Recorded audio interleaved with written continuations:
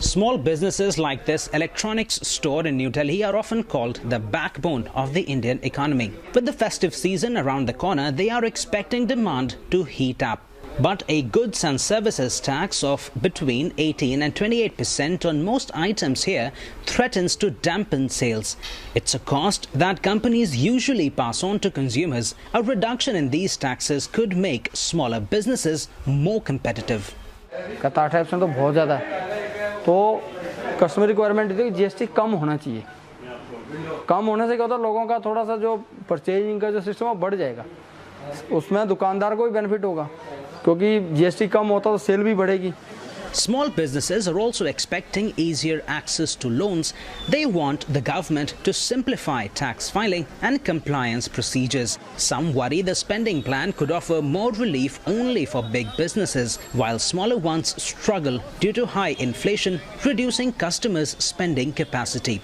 Measures to boost consumption are widely expected in the upcoming budget. Some analysts believe the government could move away from fiscal consolidation and focus on adding to people's disposable income. To do that, experts recommend alleviating rural distress through measures such as direct cash transfers to farmers and agricultural subsidies. Unless the rural income picks up, it's very difficult for manufacturing to sustain because demand basically comes from the rural income. Industry bodies also expect measures to help manufacturers. They believe the government could announce performance-linked incentives to boost output, but argue more capital expenditure on infrastructure is needed.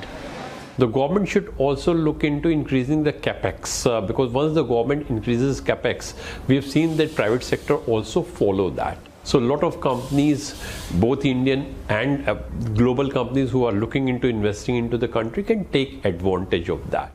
Attracting international firms to manufacture in India has been a key goal of Prime Minister Narendra Modi's past 2 terms. Industry bodies expect this year's spending plan to offer tax breaks to new foreign manufacturers and some tax exemptions to foreign service providers in hopes of adding jobs. Government data says that India generated more than 46 million new jobs in the previous financial year. But opposition parties claim that a lot of these so-called new jobs were actually young people taking up farming due to a lack of high-paying roles in the city. But government officials have brushed aside these comments and also concerns by the private sector that India is not generating nearly enough employment. Analysts believe job creation must be a top priority with a focus on generating high-paying, quality employment.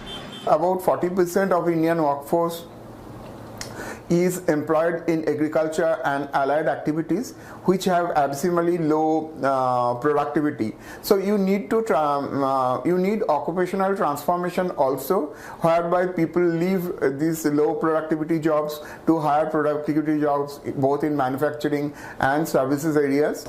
Amid demands for more spending, it will be crucial to see how the government allocates its funding.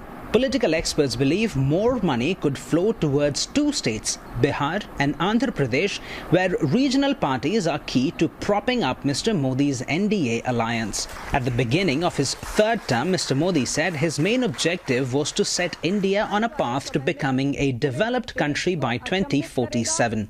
While analysts may differ on how likely this can be achieved, they say the upcoming budget needs to focus on jobs, farmers' incomes and boosting manufacturing to have a shot at realizing that goal.